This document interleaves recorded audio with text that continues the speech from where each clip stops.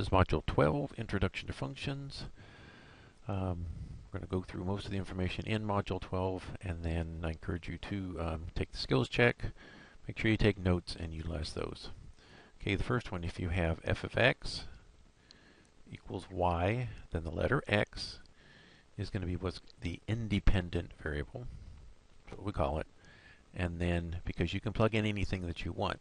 And then y, once you plug something in, you find out what its answer is, so y is the dependent variable. So x is independent, y is dependent. Okay, suppose you want to graph negative x plus 1 minus 2. Okay, the number next to the letter x tells you left and right, and we always go opposite. So plus is left, so I'm going to go left 1 unit. Okay, minus, if it's outside the absolute value, that's up and down, so we're going to go minus 2, which is down 2.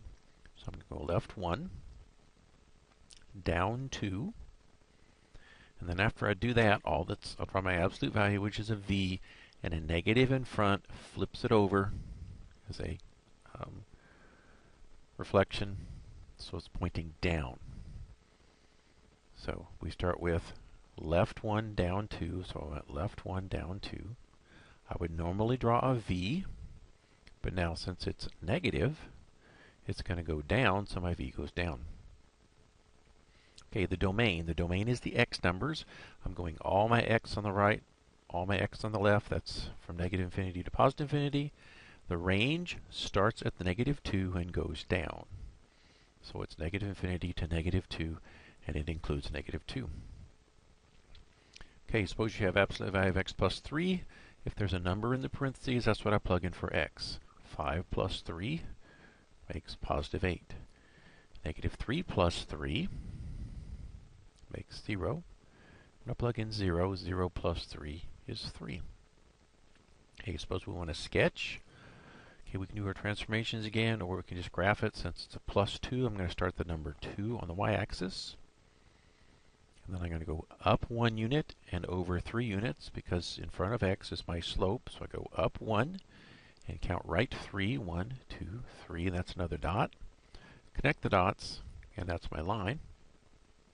Okay, the domain, I have x numbers on the right, x numbers on the left, so that's negative and positive infinity.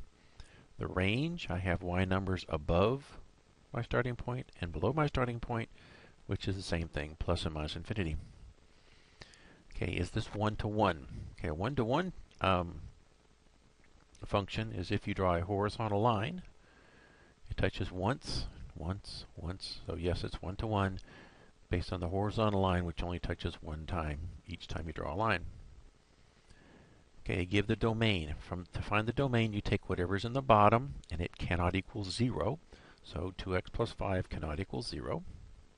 Subtract 5, so 2x cannot equal negative 5. Divide by 2, so x cannot equal negative 5 halves. Now if I want that in an interval, I'm going to go from negative infinity to negative 5 halves. And then I'm going to go from negative 5 halves to positive infinity. I'm leaving out my 5 halves. And I combine those with a u for union. Okay, does this equation define as, x as a function of y? To find that out, I try to solve for y.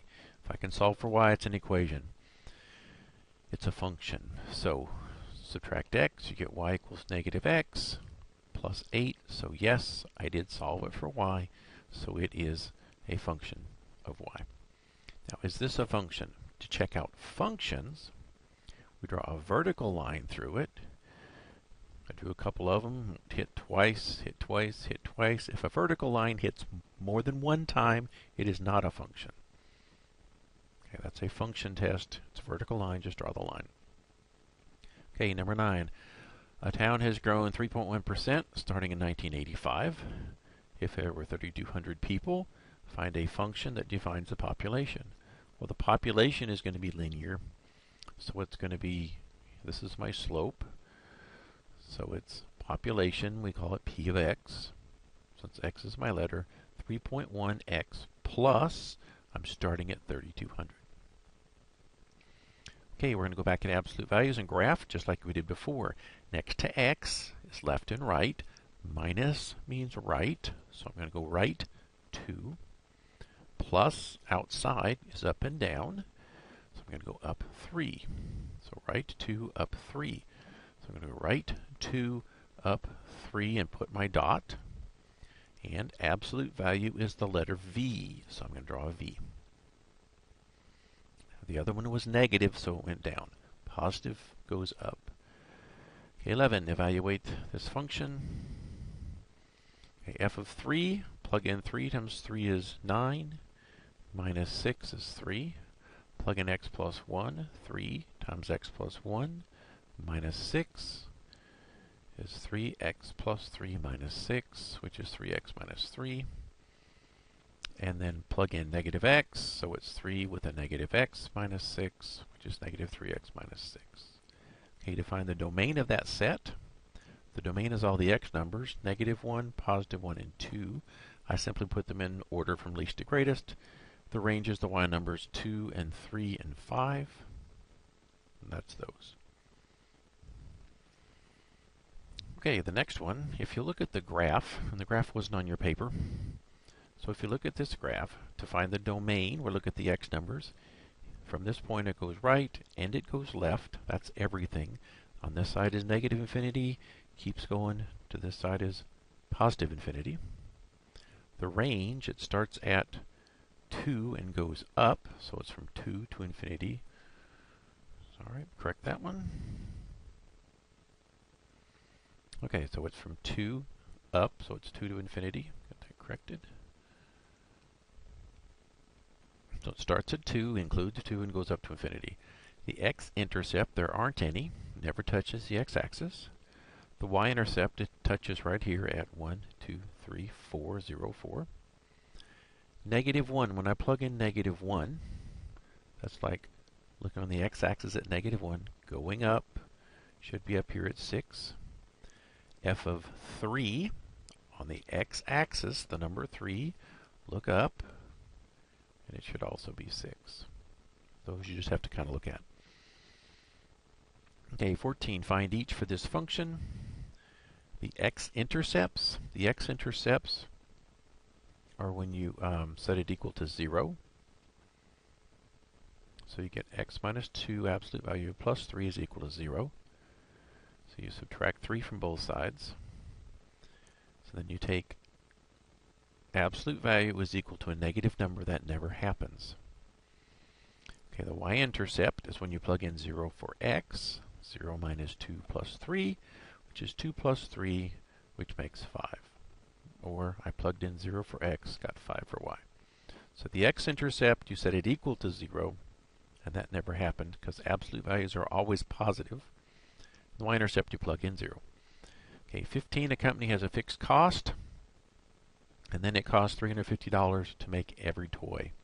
So the fixed cost is like the equipment that they just bought up front one time. Fixed cost would be like the pieces they have to use to make each toy. I want a cost function. Well, it's going to cost $2,500 plus $350 for each toy. So $350 for each toy plus $2,500. And cost of 30 items is going to be, plug in 30, 350 times 30 plus 2,500 should be, I believe, 13,000. Okay, 16, from the points, find the slope and an equation. Okay, I need to pick 2 points to find the slope. I'm going to pick 0, 3, this one, and this one, 1, negative 1. And so I just took 3 minus 1, my y value is 1 minus, excuse me, 0 minus negative 1. And you could pick any 2. 3 minus 1 is 2, 0 minus negative 1 is 1, which makes 2. Okay, an equation. Well, I need the, if I take 0, 3, that is my y-intercept. So I'm going to use 0 minus 0 and 3. That's my y-intercept. So now I know my y-intercept. I can just plug it in. Y equals 2 is my slope, 3 is my y-intercept. I can just plug it in because I know that information. Okay, 17, does this set of points represent a function? Okay, a function, all of the x values are unique. They're different. So yes, the x values 1 and 5 and negative 2 and 6, they're all different. They don't repeat. So it's a function. The range is the y numbers. I'll pick the smallest one, -1, and then 3, and then 4, and then 7. I put them in order. You don't have to. Okay, 18, graph less than or equal to absolute value of x minus 3. Okay, we're going to do the same thing. Negative is right, and nothing over here is up 0. So I'm going to write 3. Right, 3 is over here. Put my dot, and it's a v. Now, equal means it's solid lines. Okay, less than should be below the graph. Okay, so it's below. So we're going to take all these points, we're going to go below it. Now when I shaded it, okay, I did everything below the graph. This is going to keep going. So actually this is all shaded, but it's shade below the graph. Okay, what is the form of a linear function? Well, you have to have a slope, have to have a y-intercept, so it's y equals mx plus b, or f of x equals mx plus b, since it's in function notation. And number 20, which graph has solid lines? Well, this one doesn't have equal, so it's not solid. That's not equal. So the two with equal signs, less or equal, greater equal, will be solid with shading. So less equal and greater equal, because they have an equal sign, they're going to be solid. So that concludes, I believe, everything in this section.